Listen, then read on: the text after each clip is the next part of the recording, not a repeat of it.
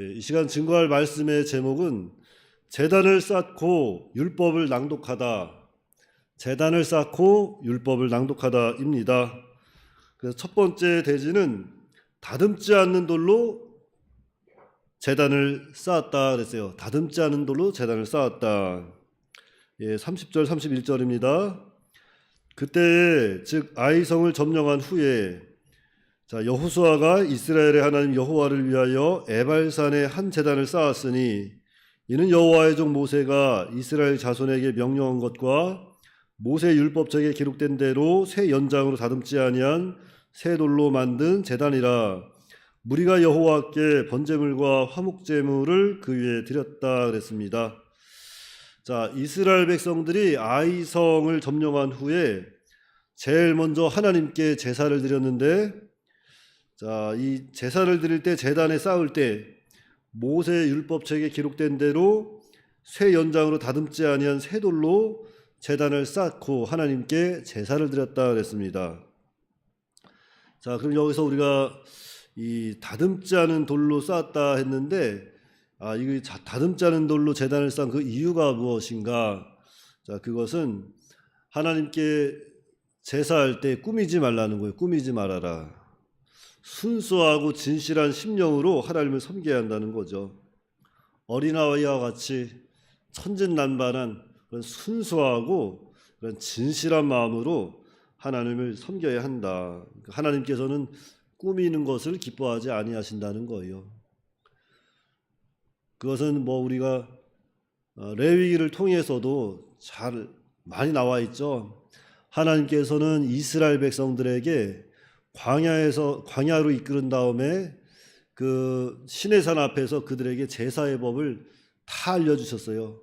예배하는 방법을 다 알려주셨습니다. 그래서 이스라엘 백성들은 하나님께서 알려주신 방법대로 순수하게 그 말씀대로 제사하면 돼요.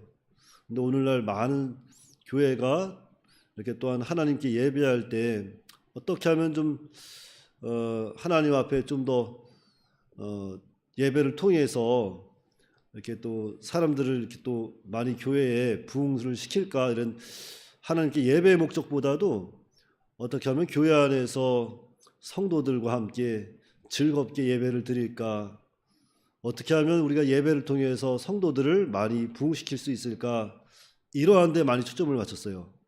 아주 위험한 신앙입니다.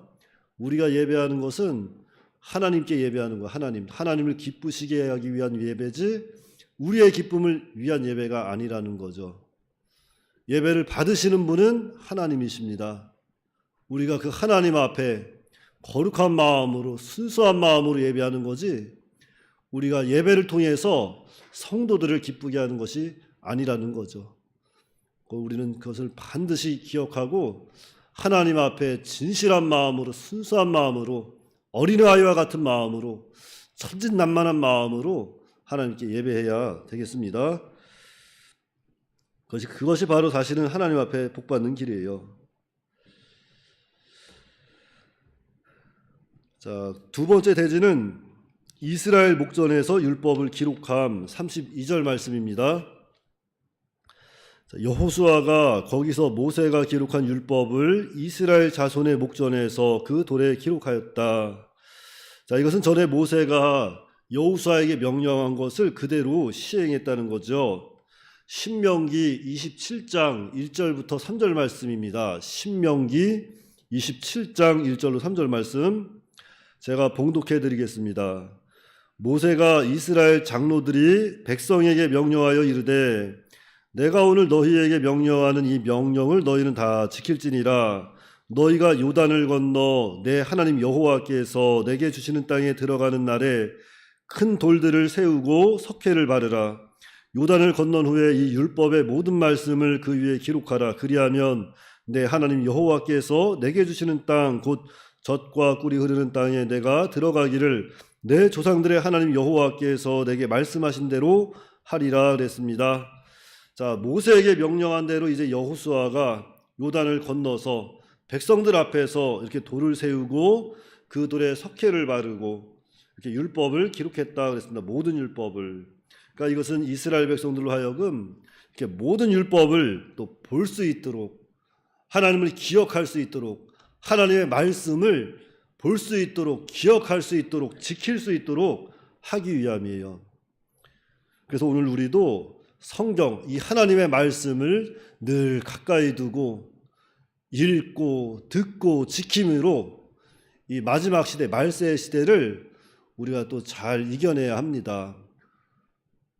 또 요한계시록에도 기록된 말씀이지만 이 모든 율법을 읽고 듣고 지키는 자가 복이 있다 그랬어요. 말세 시대에. 그러니까 우리는 하나님의 말씀을 늘 가까이 둬야 합니다. 늘 보이는 곳에, 늘 손이 닿는 곳에 하나님의 말씀을 두고 그 말씀을 늘 읽고 묵상하면서 어찌하든지 이 말씀을 지켜서 이 시대에 내가 어떻게 해서든지 하나님의 사람으로 한번 살아보겠습니다. 다짐하고 또 다짐하고 하나님 앞에 기도하고 나가야 돼요.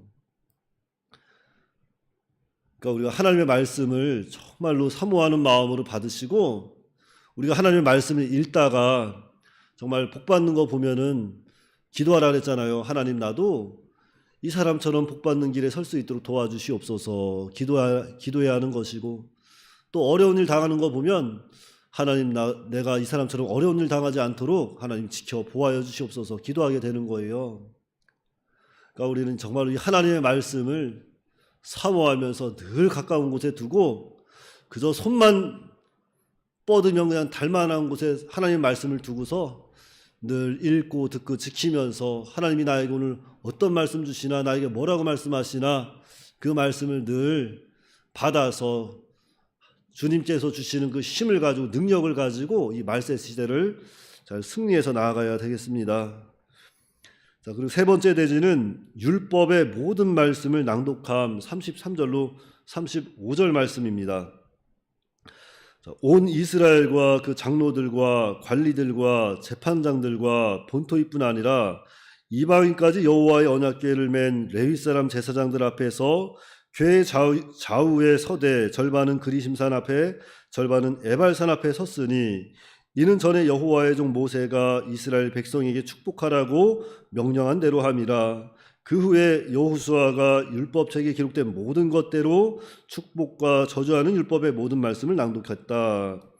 자, 언약궤를 중심으로 절반은 그리심산에 섰고 절반은 에발산에 이렇게 이스라엘 백성들이 서게 한 다음에 여호수아가 율법책에 기록된 그 모든 말씀을 낭독했다 그랬습니다.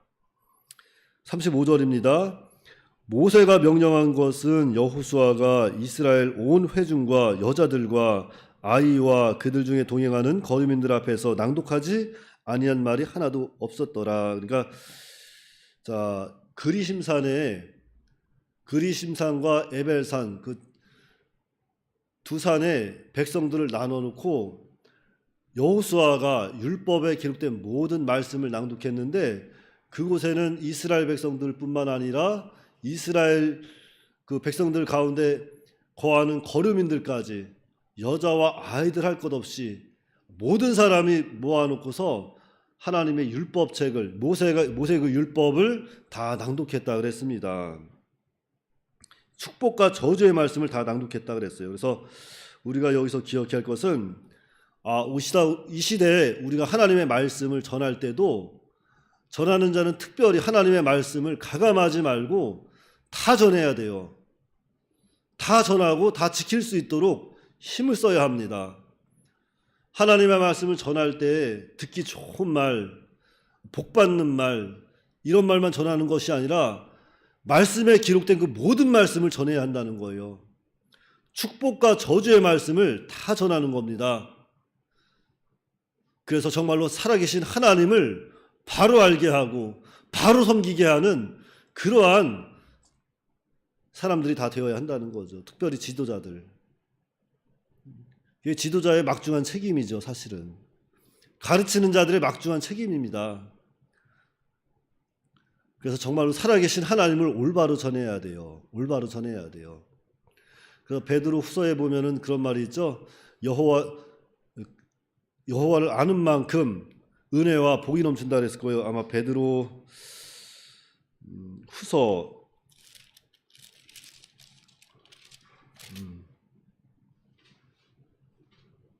이제 베드로후서 1장 2절 말씀인데요. 이렇게 기록이 되어 있습니다.